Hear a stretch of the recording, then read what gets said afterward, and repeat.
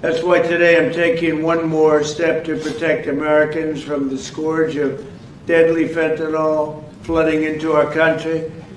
With this historic executive order I will sign today, we're formally classifying fentanyl as a weapon of mass destruction, which is what it is.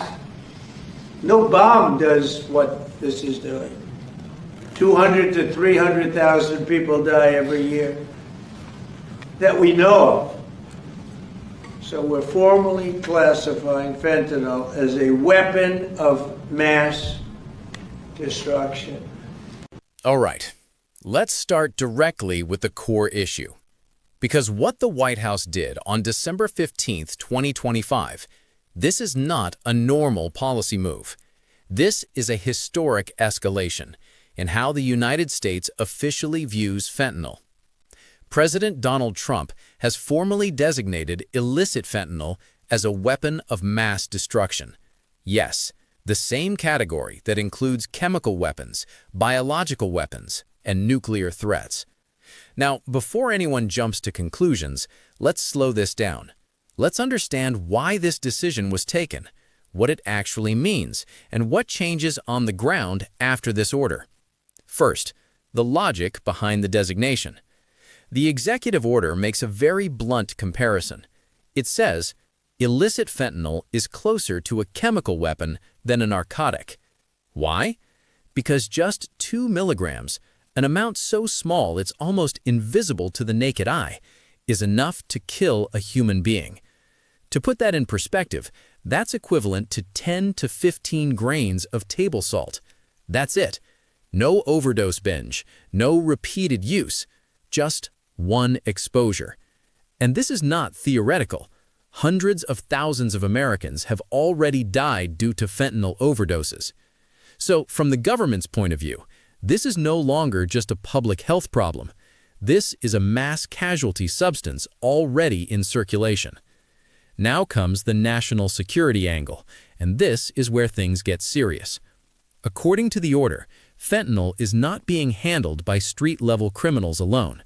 Its manufacture and distribution are controlled by organized criminal networks, primarily foreign-based cartels. And these networks don't just sell drugs. They fund assassinations, support terrorist activities, fuel insurgencies, and destabilize regions far beyond U.S. borders. The money generated from fentanyl directly finances violence. This is structural, not accidental. The order also states something very specific.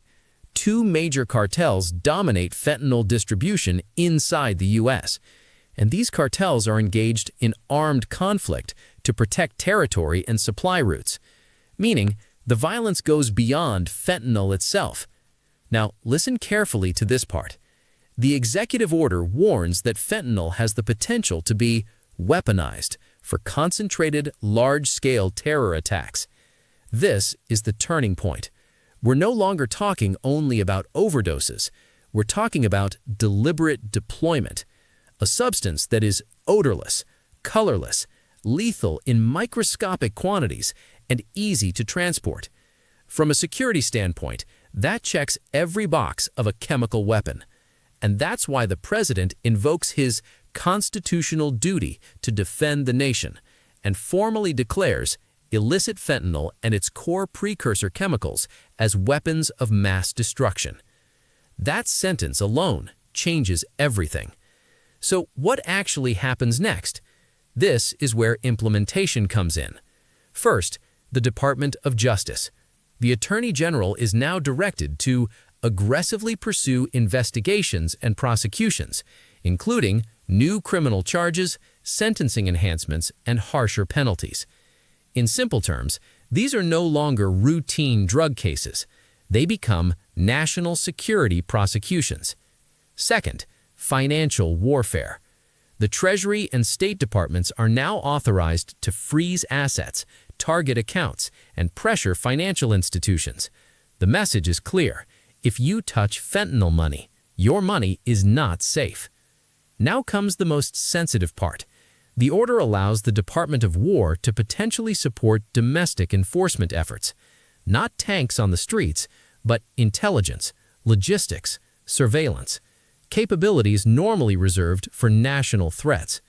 The armed forces are also instructed to update chemical incident response plans to explicitly include fentanyl, meaning fentanyl is now treated like other chemical agents in preparedness, in response, in threat modeling. And finally, intellectual integration.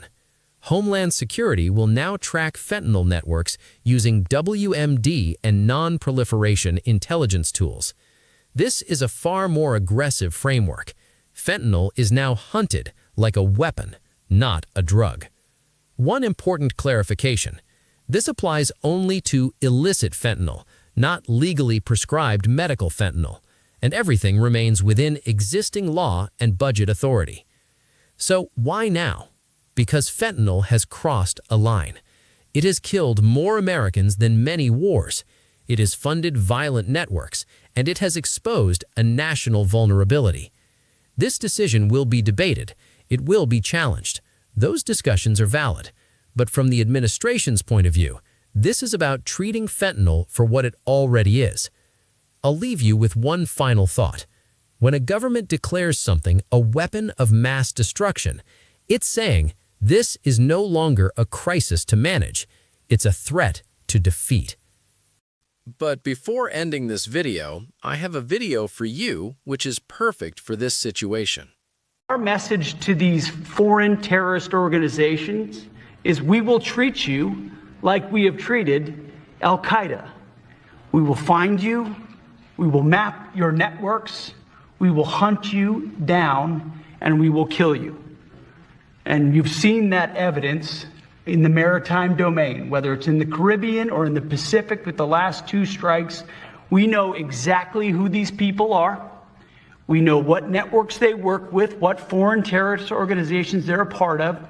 We know where they're going, where they originated from, what they're carrying.